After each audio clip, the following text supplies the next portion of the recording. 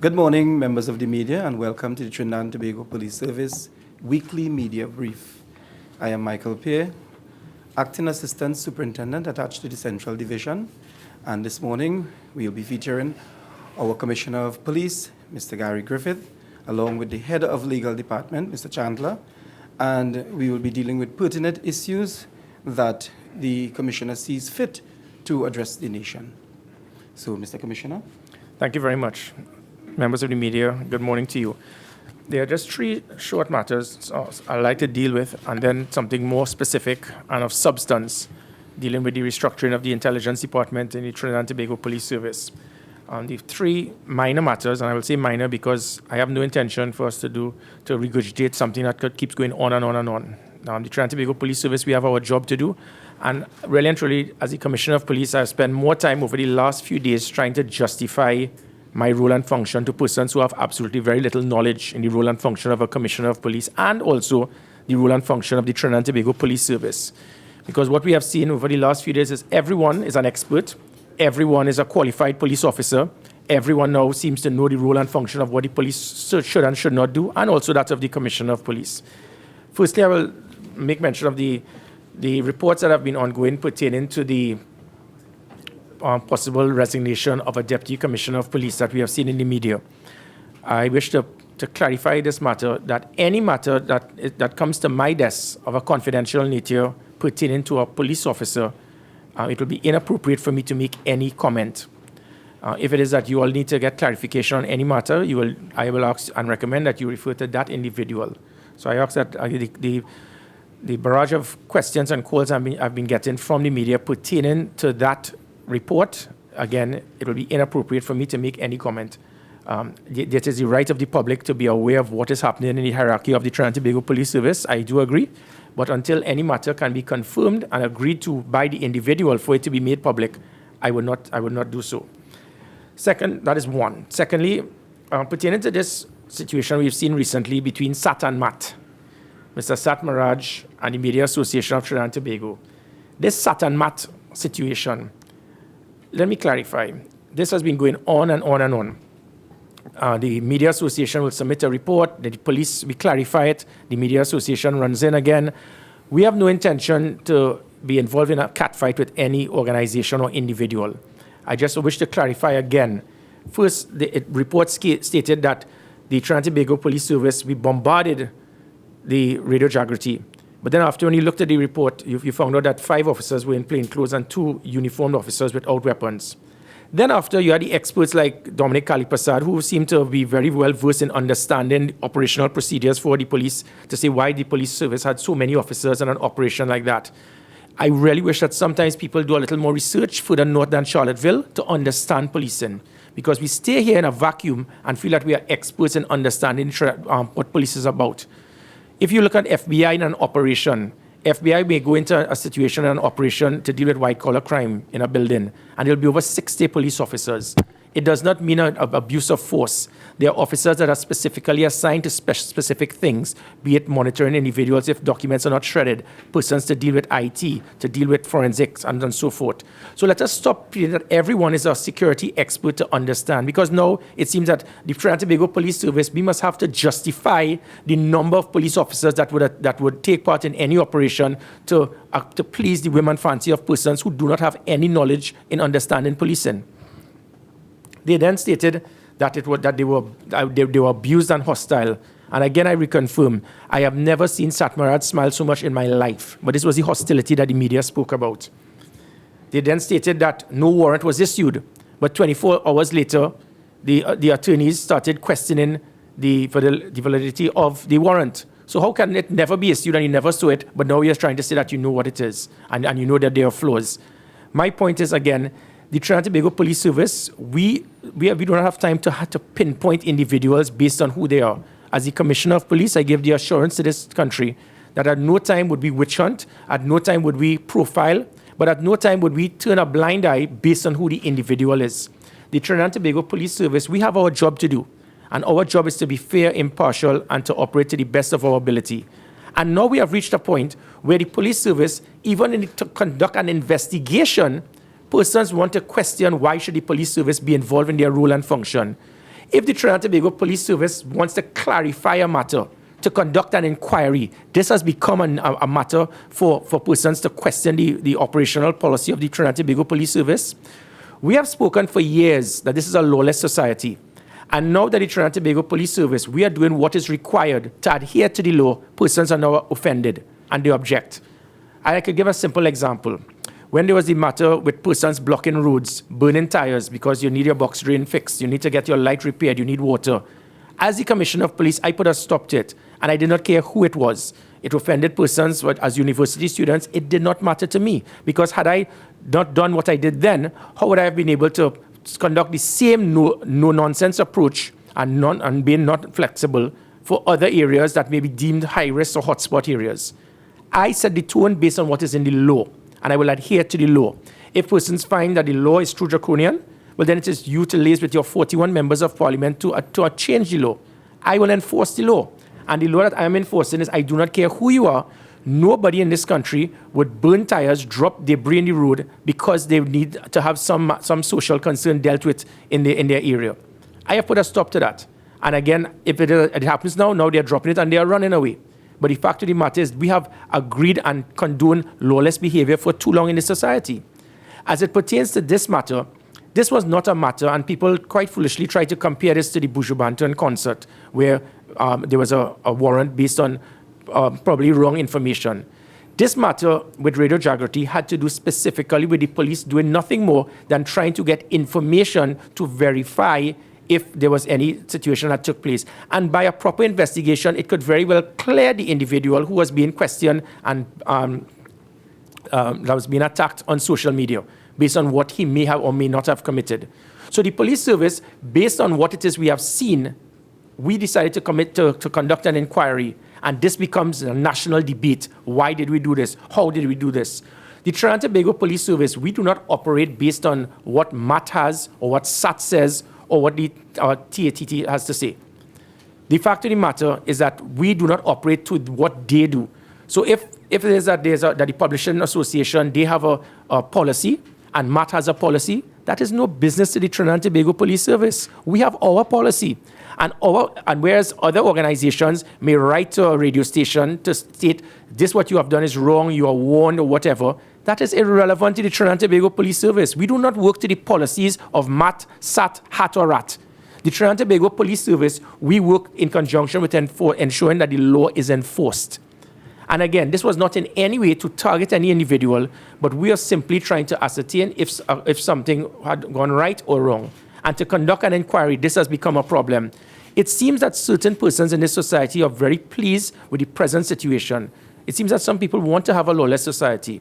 But I wish to give the assurance to the public, I will continue to do what is required.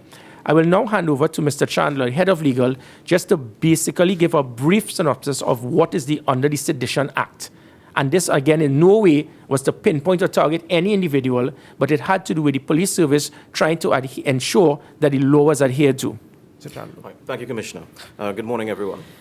So just briefly, to set out, the issue of warrants have come into the public domain quite recently. So in terms of search warrants, generally, search warrants, the law and the authority generally comes under Section 41 of the Summary Courts Act, which provides for police officers to seek and get search warrants to deal with looking for evidence and treating with matters. In terms of the Sedition Act, Section 13 sets out what is permissible, and it allows for a magistrate, if satisfied that information upon the oath of a police officer has reasonable cause to believe that an offense under the Act has been committed or is about to be committed, can issue a warrant. So in the instance that the police would have gone to deal with the Sat Mirage matter, that is the instance in which they did so. Now, I don't want to get too much into it and to delve too deeply into it, simply because a pre-action letter has been issued and it may become sub judice at some point in time. So I'd want to limit what I say, but preface what I've said on the fact that the police were acting on a legitimate warrant. Okay, and again, to clarify this matter, this is not a case of witch hunting. We are there simply looking at the Sedition Act. And in that act, if it is that persons find that it is too broad, it is too vague, it can be used to target certain individuals, well, then the law must be changed. But I have to adhere to the law. And again, this is not in any way targeted to any individual, because what I am seeing especially, and I wish to give this advice here, as the Commissioner of Police, I intend to be very flexible, especially when it comes to politics and this political season ongoing. But I will not in any way allow flexibility to reach the point where it may very well affect the freedom and the rights of other law-abiding citizens. So the comments that we have heard recently and over the last few months of Visine being put in people's water, of persons stating that I will make sure Tobagonians hate you, we need to be very careful and understand the law, whilst at the same time understanding and remembering that you have a democratic right for freedom of speech, but your democratic right must never infringe the rights of others, especially if it comes to harming that individual. As it pertains to that matter, I wish to clarify again, as Mr. Chandler said, we do not know how far this will go. But what I can assure you, in total contrast to Matt, where Matt again seems that their object is to protect media associates and not understand their role and function. Because Matt, again, Omati Leida stated that I do not understand the role and function of the media. I think she doesn't know the role and function of the media. The role and function of the media is to ensure you have unbiased and good journalism. Now, when it is you do that, but 3 daily headlines put raid on police, raid on Radio Jaagriti by the police, and not one media house contacted the police to verify what happened because they took as gospel the views of 2 persons from the media association. The media association wants to speak about me, about my role and function and my action as Commissioner of Police. 3 headlines stating raids without speaking to the media, speaking to the police, because they listen to one side of the story. So in total contrast to the Media Association of Trinidad and Tobago, who seem that their role and function is to represent their media associates, the Trinidad and Tobago Police Service, in contrast to them, we intend to be very impartial. Because I honestly do not know exactly what transpired. Neither did Matt. Matt only took the words of 2 individuals, and they took that as gospel. As the Commissioner of Police, I am not aware of what transpired either. I have the reports from the police. I am waiting on the information from the other side, because it could very well be that the police operated in a manner not becoming of police officers, and that I give the assurance it would be dealt with. But it cannot be dealt with by the Media Association just going and doing press conferences, and up to now, no one from Radio Jaagriti, Mr. Sat Maraj, or the Media Association has submitted any correspondence to me voicing their concern for me to launch an investigation so that I can forward it to the Professional Standard Bureau to ensure that police officers, if it is they did anything outside of their role and function, they can be dealt with. I am not going to be running like every time a car that passes, we are going to bark at every car. The police service is not going to be listening to every single person on our platform or sending letters to the media or reports from Matt or anyone else based on accusations that the police will just be running to investigate. If it is you feel something is worthy of investigation, I am not going to have the police service run our blood to water to launch investigations based on every single accusation made on a platform or a press release. If it is you feel justified in your concern, I give you the assurance as the Commissioner of Police, and you would have seen in how I have operated over the last few months, I will leave no stone unturned to ensure that police officers will be accountable. I will put a degree of transparency, and I would ensure that no police officer would abuse their authority. So from what happened from the warrant was actually issued.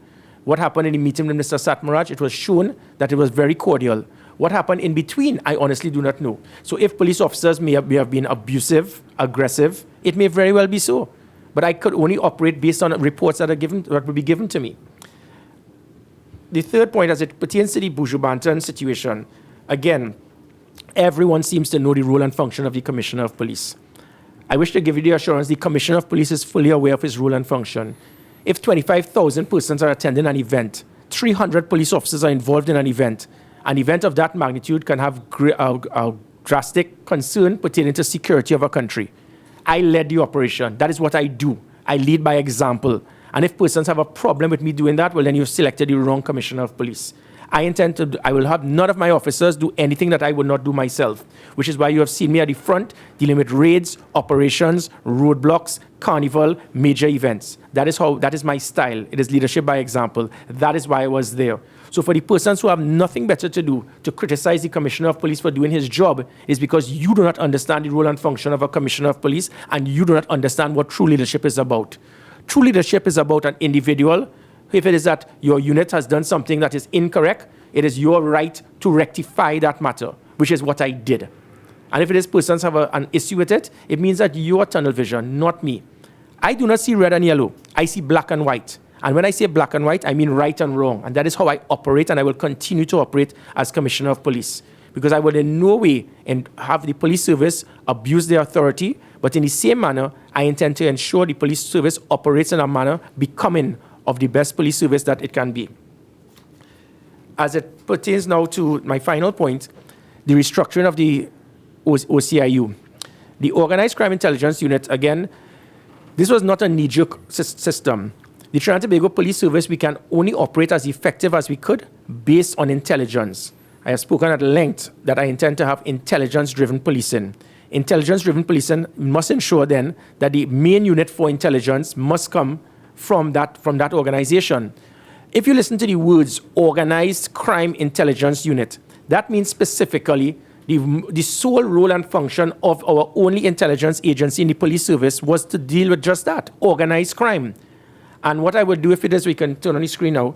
This is the draft awaiting approval, requisite approval. Okay. Now this is a draft pertaining to the proposed restructuring of the Trinidad and Tobago Police Service. It can this is not to hold me on to this. It can very well be amended.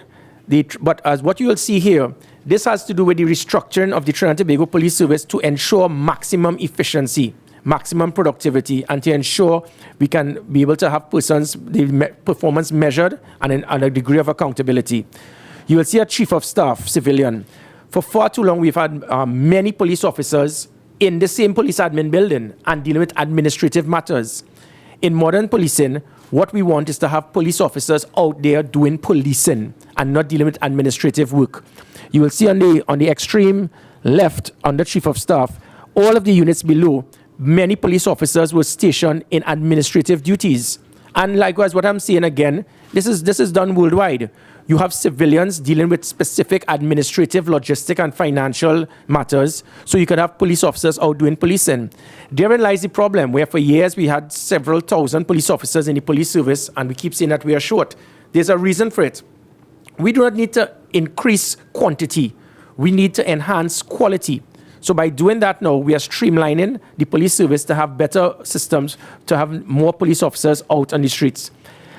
I want to spend more attention on this draft to what you see at the bottom, well, the center, you can just point there, under ACP CIB, you'll see Central Intelligence Bureau, CIB, if anyone could pinpoint it. Yeah, keep going down, right there, that Central Intelligence Bureau.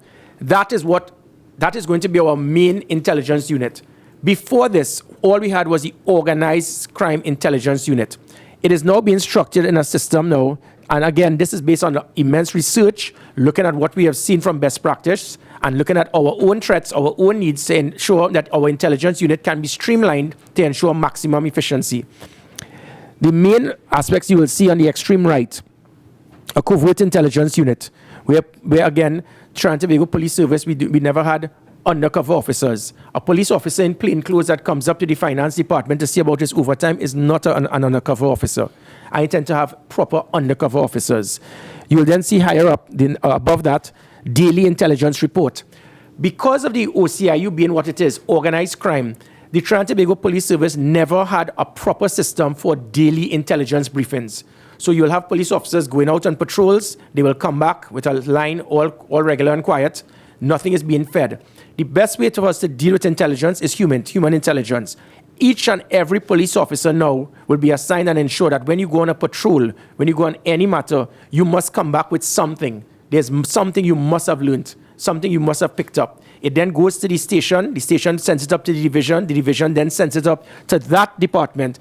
That department will take all of this information at the end of the day, amalgamate it into intelligence and pump it back down to the station. So at 6 a.m. the following day, each and every police division, region, station, officer, patrol is fully aware of what is transpiring on the ground for the next 24 hours. So now by doing this, it will ensure that the police officers can utilize their resources in a more effective and efficient manner.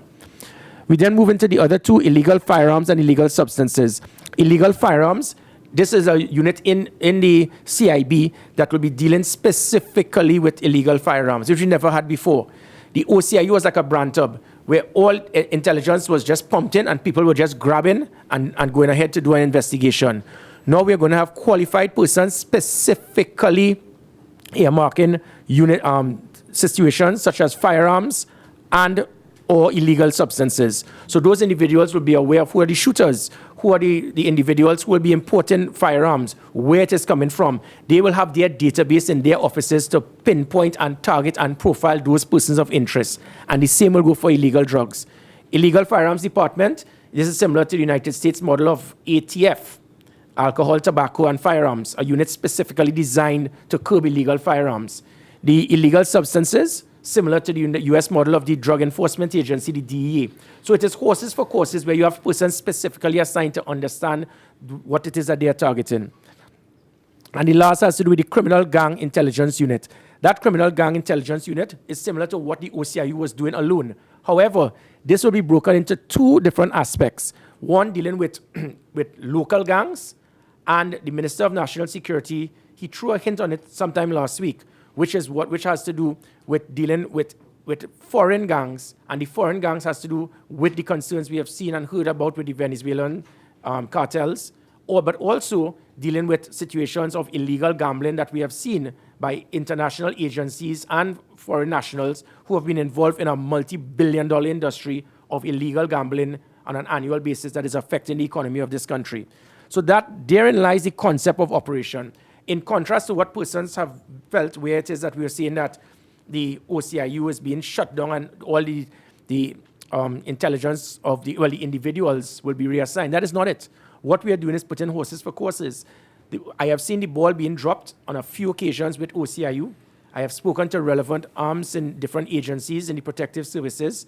And what I intend to do is to streamline this. And by doing it like this, it will ensure there's a better system to measure performance and to make each and every person accountable. As I conclude, I have heard many persons, again, they are experts in their field. I actually heard on one of the newspapers today, somebody who is an expert in communication, but she's an expert in communication by stating that I was in the audience in the Buju concert and I thought I was a PR stunt. Well, the first thing she has to know in an expert in communication is to get facts and do research rather than just sitting down and enjoying a concert and just automatically making a comment. It shows her lack of communication skill to be known as a communication expert. Because had she known and understood this, and likewise with an individual who was a previous lecturer, he said he didn't know a concern with Jamaica and Trinidad and Tobago. Social media has provided the avenue for anyone to be an expert in any field without understanding the facts. And the facts would have shown that what we did was in tandem with what was required. The Trinidad and Tobago Police Service will operate in that manner to ensure we do our job. I know that, and what usually happens is that the easiest thing for people to do as I close is to criticize, to condemn, to be negative. And again, that was social media is. The Trinidad and Tobago Police Service will make a statement to say that there was a 10% reduction in homicides this quarter, and people will jump, but what about this and what about that? We will say that we formed a domestic violence unit. We will say that we made seizures. And because something is so perfect that there's nothing you can criticize it on, social media becomes the avenue to speak about things outside of that because you just know you have to say something negative. If it is that we want to continue to be a negative and a lawless society, so be it. But I would continue to do what is required to ensure a degree of safety and security to this country. And I will not in any way flinch from my duties as Commissioner of Police. Persons seem to know what the Commissioner of Police should and should not do. I give you the assurance I am fully aware what I should do. What I am not here to do is to please any individual. As I close, I am here as a Commissioner of Police for each and every citizen in this country. And if the law-abiding citizens could understand who the real criminals are, they will understand that by spending all of your time criticizing, condemning, undermining the Commissioner of Police, if you feel that is your justification to make you feel good about yourself, well then it is very unfortunate because that does not help you, it does not help your loved ones, it does not help your community, it does not help your country. I am here to do my job. I ask the country to do theirs.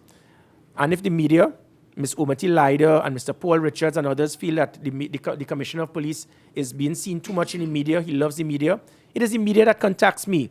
I get over 50 calls a day from the media. And now I am paying the price for being accessible to the media. So maybe I should Stephen Williams myself from now on. And I will lose all. So from now on, if the media has nothing to do with me, you don't hear from me, I have no comment to make, be careful what you ask for because you might get just that. So to Ms. Omati Lider and the others, you must think before you type. Ladies and gentlemen, members of the media, I thank you. All right. Members of the media, the Commissioner will not be entertaining any questions at this time. So this brings us to the end of today's media brief. Do have a good day, ladies and gentlemen.